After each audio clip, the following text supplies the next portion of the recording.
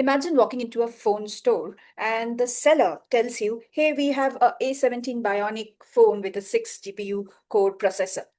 And you might be like, so what? Versus the seller tells you, hey, we have the new iPro Max 17, which helps you capture better live pictures along with a great battery life and also runs faster with every application and has a lot of space for memory. Now, are you into buying that phone? Why? Because you can instantly see the benefits it'll bring to your life, how your life will get better by buying this phone.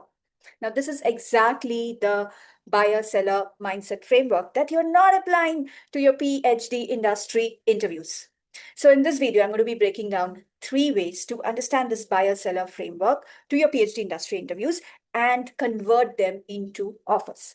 Hi, if you're new to my channel, I am Dr. Reema Day, a smart dumb PhD working with PhDs from 7+ countries. Some of them have transitioned already into industries like semiconductor, pharma, tech, consultancy, and have left some beautiful testimonials on my LinkedIn page. You can check them out here. With that, let's jump into the 3 things you can do to make your interviews convert to the final offer. Now, the very first thing is understanding the scope.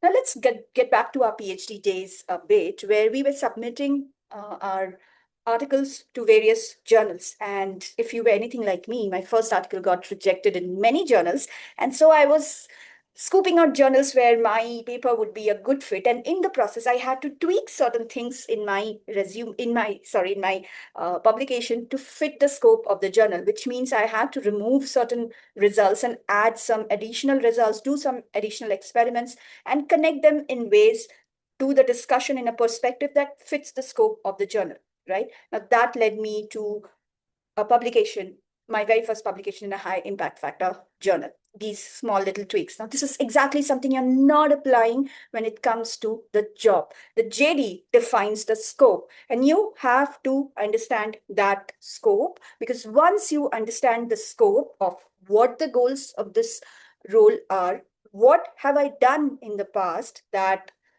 is an evidence that I can do this kind of jobs, and what results have I created by doing these kinds of job? When I have these answers around the scope of the job, then I can better frame my interview stories. And this is where we move on to the second part, which is about your interview stories and using the what, how, who, and so what framework. Okay, now what is this what, how, who, so what framework? Let's just consider the first part of the framework, which is what, how, who. Now, in the previous pointer, I mentioned about once you understand the scope of the job, this is where you ask yourself, what is it that I have done in the past that shows that I'm capable of doing work like this? Second one is, how did I do it? What software did I use? Or what experiments did I design? Or what lab works did I do? And then the third part is, who benefited because of what I did?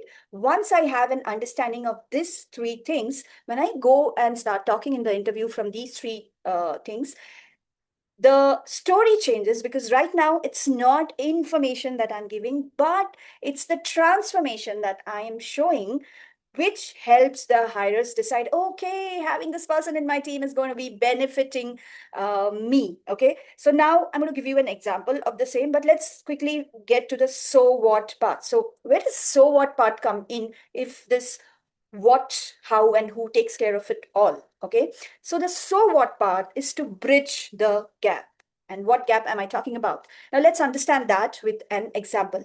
Let's suppose you are a PhD in simulation science, and you go and say simulation, you're a simulation scientist, okay, simulation engineer. And you go and say something like, I am a PhD and a simulation engineer, and I've been working in additive manufacturing that led to 5 publications. Now the hiring managers or the hirers might be zoning out because they don't know how does that help them, right? So this is again information you are sharing, and know that information doesn't help you to make a decision, just like the phone example I gave in the beginning, right? Now let's come back to apply the what, how, and who framework. So this is where the answer changes to, I'm a simulation engineer, have been working on additive manufacturing that helped develop better models that predict life in real time with 50% efficiency. And then you move on to the how part. How did I do it? Well, I used softwares like Ansys, SolidWorks, and real-time experiments to understand the gap in the data and make the process as efficient as possible so that the gap reduces. And now comes the who part. Who benefited because of it? So this work led to helping a startup make their manufacturing processes lean by 2x. Now, can you see how this what, who, how framework, the what, how, who framework changes the entire story that you're saying? And this is where it comes in the so what part. Now, why do you need the so what part? Now, your work has helped a startup to better their manufacturing processes. But will it help the company that you are applying to? Now, this is where you need to bridge that gap because people might not be great at deducing things because you might not be interviewing for a startup, but you might be interviewing for a Fortune 500, which is a bigger company with much larger departments and people working there, right? So they might be wondering, okay, he has done it for a startup, but does he fit into our ecosystem?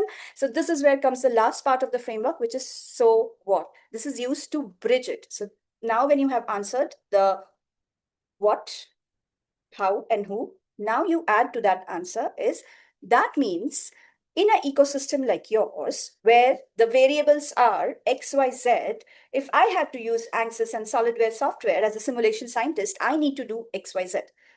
Is that the way to go about it? Now you're bridging the gap and you're not leaving any reasons for them to deduce things without knowing what you're capable of doing. Okay. Otherwise, you can leave the interview at the risk of they making assumptions about you, which may not be right. They might think, okay, he has done it for a startup, but can he do it for a multinational company, for a Fortune 500, where the scale is bigger? Okay. By bridging this gap, now you're giving them assurance that you can think at scale, you can do things at scale. Okay.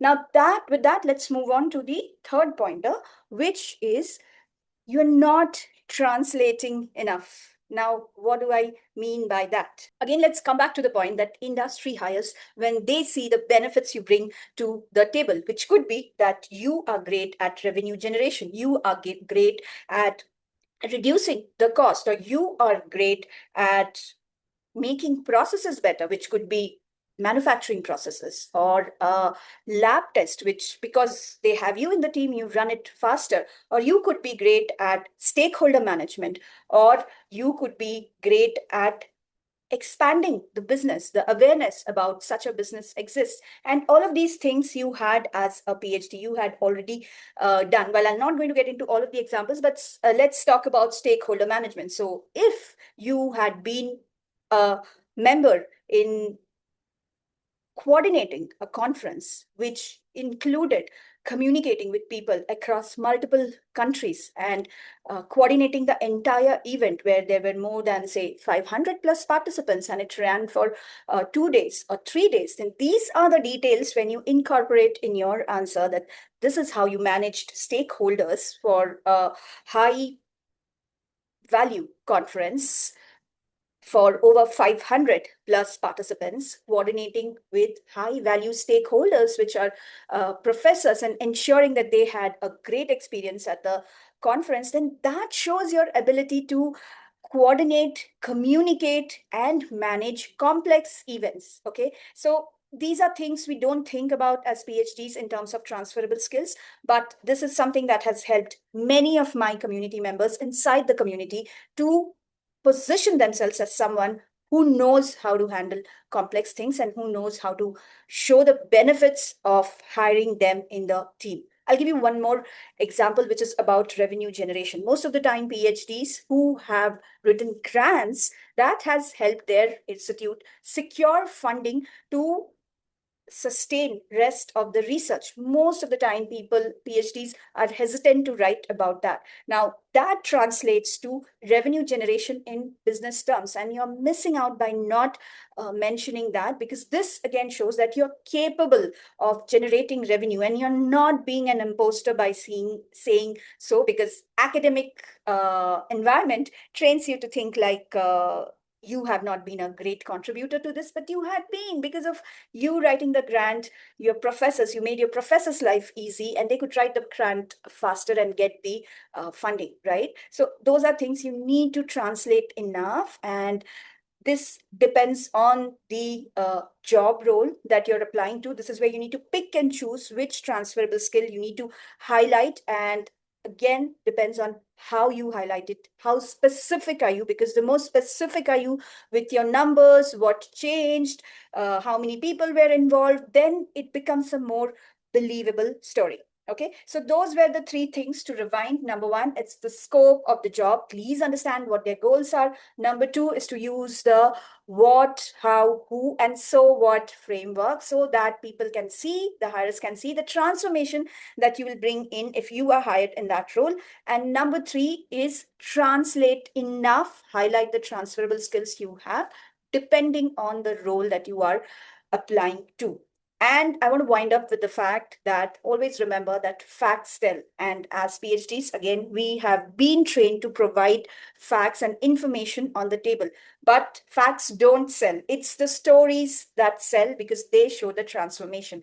And the more you will do it, you will see that you will be landing more interviews. With that, let me know in the comments what is the one thing you were doing wrong in your interview, and what is the one pointer that you will carry from this video and start applying in your interviews. For today, for now, I'm Dr. Rima Day, a Smart Dumb PhD, signing off.